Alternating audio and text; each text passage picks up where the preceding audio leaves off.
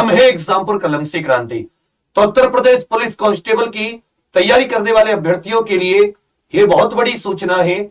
आज ही साथ ही उत्तर प्रदेश की जो इंफॉर्मेशन विभाग है, जो सरकारी सूचनाएं देता है, वो विभाग मतलब एकदम ऑथेंटिक, सही, वास्तविक सूचना देता है।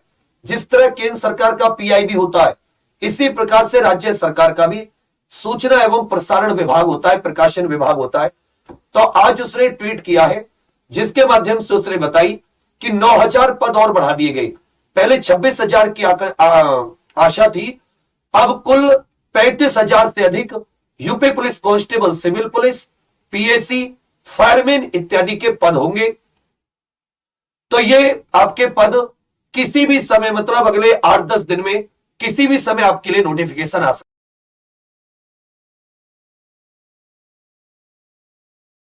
है। तो अब सारे के सारे अभ्यर्थी अभी जीडी में व्यस्त हैं। 10 तारीख से जीडी शुरू हो जाएगा। धीरे धीरे आपकी व्यस्तता कम होती चली जाएगी। वैसे वैसे आप लोग यूपी पुलिस कांस्टेबल की तैयारी शुरू करने लगना। इस समय आपकी मेहनत भी बहुत अच्छे से चार्ज है। तो मैं वही आपको 2-3 चीजें बताना चाहूंगा इससे संबंधित। सबसे पहली बात तो उत्तर प्रदेश पुलिस कांस्टेबल के लिए 12वीं कक्षा का उत्तीर्ण होना आवश्यक है। फॉर्म की अंतिम डेट तक 12th क्लास आपने 12वीं पास की हो। दूसरी बात, इसमें जो आयु होती है वो 18 से 22 वर्ष की। यह बहुत महत्वपूर्ण पॉइंट है कि आयु कितनी है, 18 से 22 वर्ष। और ये 1 जुलाई को काउंट होती है, जिस वर्ष भी भर्ती आती है। हालांकि इसमें छूट की मांग अभ्यर्थियों की ओर से की जा रही है। अब छूट सरकार देती है नहीं देती, ये तय, ये मतलब देखने वाली बात होगी। क्योंकि जैसे 3 वर्ष की छूट जीडी में दी गई, इसमें भी कम से कम 2 से 3 वर्ष की छूट जरूर दी जानी चाहिए। क्योंकि कांस्टेबल की लास्ट भर्ती 2018 में आई थी, 5 साल हो गए। तो इसी बीच में मान लेता हूं पुलिस कहती है कि भाई हमने 1 लाख भर्ती करी, ठीक है, अच्छी बात है, स्वीकार करते हैं। लेकिन कम से कम वो 1 लाख भर्ती आपने कितने दिनों की पेंडिंग करी, वो भी तो देखिए ना भाई, कितने वर्षों से भर्ती नहीं हुई। अब उससे आप 1 लाख जो आपने करी है, 49,000 और 41,520, उससे जो नए अभ्यर्थी हैं या जिनकी ओवर एज हो गई है, जो पिछले 4 साल 5 साल भर्ती नहीं आई, उन लोगों की क्या गलती थी। तो इसमें कम से कम 2 से 3 साल की छूट तो सरकार को नैतिक तौर पर भी देनी चाहिए, एक इंसानियत के तौर पर भी देनी चाहिए। और केंद्र सरकार ने छूट दी है, तो मुझे लगता है राज्य पर भी दबाव है और छूट के पूरे चांस है। क्योंकि जीडी तो पिछले साल भी आया था 2021 में, तो केंद्र सरकार तो कहती हम तो छूट नहीं दे रहे, हमने तो पिछले साल भी हुआ, लेकिन उन्होंने 3 वर्ष की छूट दी। तो यहां चांस है कि भाई यहां पर आपकी छूट की मांग मान ली जाएगी। महिलाओं की आयु 18 से 25 वर्ष, ये पुरुष की, ये महिलाओं की। SC ST OBC को वही अपने अपने वर्ग में 5 वर्ष की छूट। उच्च आयु में ऊंचाई की बात करें तो पुरुष कैंडिडेट सामान्य OBC SC वर्ग के 168 और ST वर्ग के अभ्यर्थियों की ऊंचाई 160, महिलाओं की 152 सेंटीमीटर और ST वर्ग की महिलाओं की 147 सेंटीमीटर। लगभग 150 प्रश्न आते हैं, हर एक प्रश्न 2 नंबर का।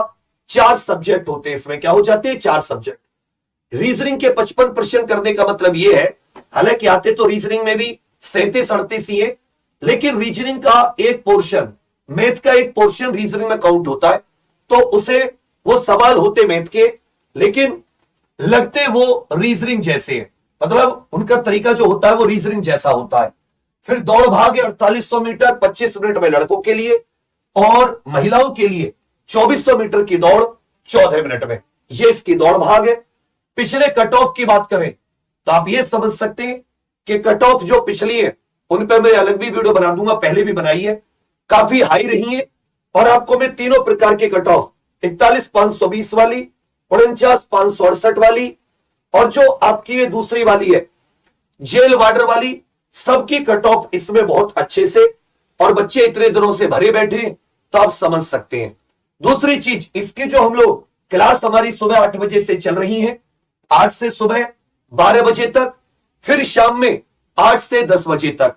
अभी सुबह शाम में शुरू हो जाएंगी 0 से बिल्कुल एकदम, लेकिन अभी क्योंकि जीडी है तो अभी हम लोग इस पर नहीं जाएंगे ज्यादा। हम लोग 16 जनवरी के आसपास से हम लोग क्लासेस शुरू करेंगे बिल्कुल जीरो से। अभी भी क्लास चल रही है, अभी भी क्लास चल रही है, लेकिन क्योंकि अभी ज्यादातर स्टूडेंट जो है वो जीडी में व्यस्त है, हम प्रॉपर जो क्लासेस की शुरू करेंगे वो 16 से एकदम जीरो से 3 महीने का 90 दिन का टारगेट लेकर।